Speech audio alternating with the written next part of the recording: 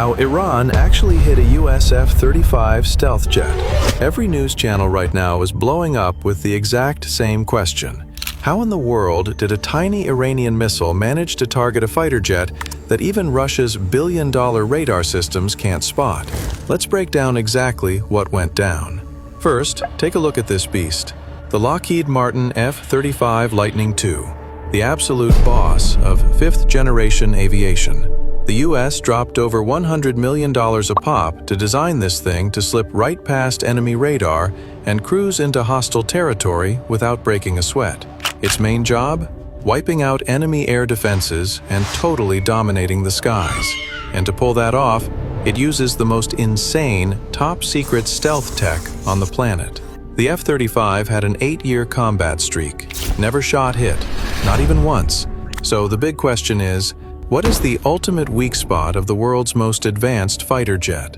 How did Iran figure it out and do what even Russia and China couldn't? Look, nowadays, anti-aircraft systems mostly use two ways to guide their missiles: radar and heat-seeking. Now, the F-35 is an absolute master at dodging radar.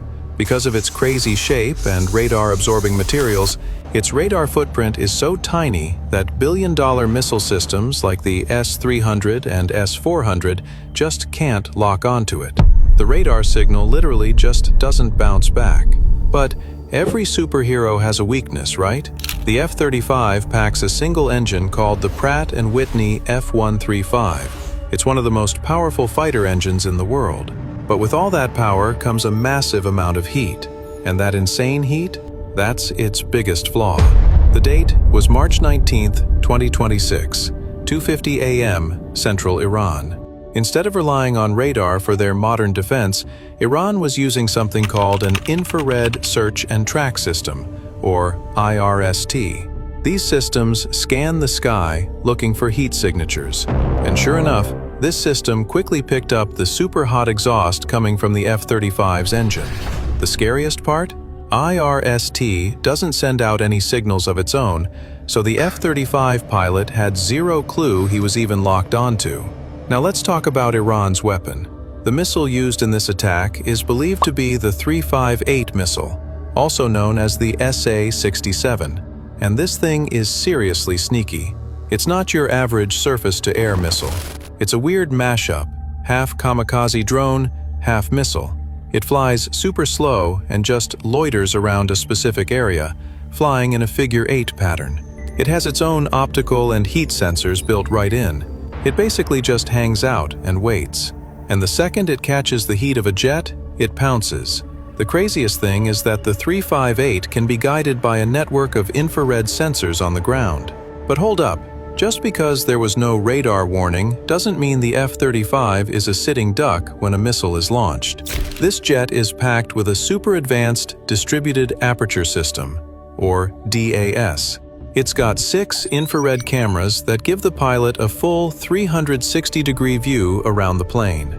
The second that 358 missile hit the gas and its rocket motor started giving off heat, the DAS caught it and instantly gave a warning alarm in the pilot's headset. Now the pilot only has seconds to react. To break the missile's lock, the pilot yanks the jet into high G turns to confuse it.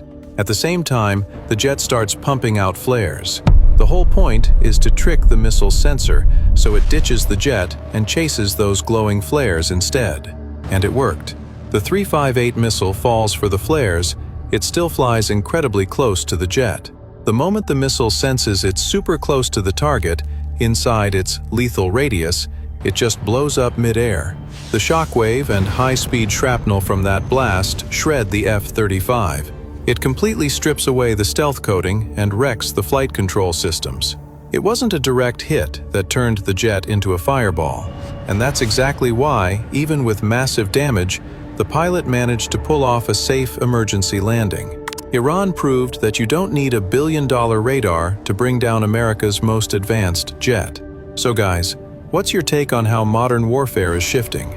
Does the US need to completely rethink its playbook now? Let me know your thoughts down in the comments. Here at Ruby 3D, we're always bringing you these deep dive, heavily researched breakdowns.